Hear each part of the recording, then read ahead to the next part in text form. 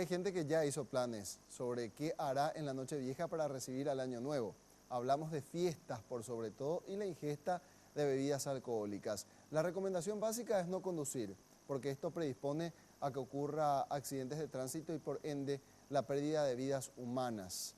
Ya hay una solución, de hecho se ofrece libremente en el mercado, el famoso chofer designado.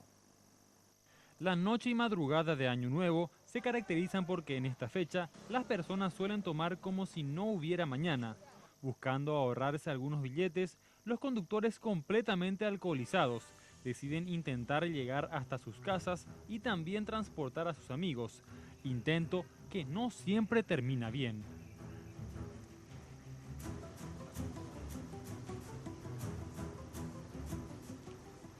Ante esta situación existen hoy en día empresas dedicadas a transportar personas de un punto a otro y así evitar accidentes.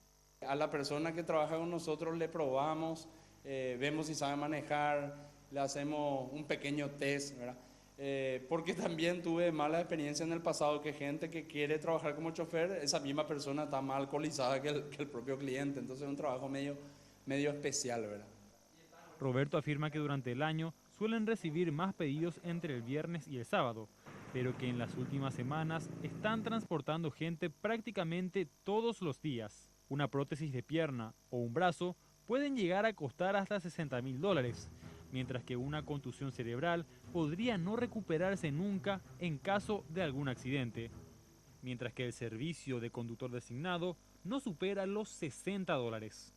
Sería más sencillo educarle a nuestra gente, porque creo que en el diario había visto semanas pasadas que 100 millones de dólares es lo que gasta el Estado en todo lo que tenga que ver prótesis y cosas así, de accidentado en moto y en automóviles, ¿verdad? Pero creo que si empezamos a enseñarle a la gente y que también nosotros somos parte útil de la sociedad al brindar servicio de choferes, ¿verdad?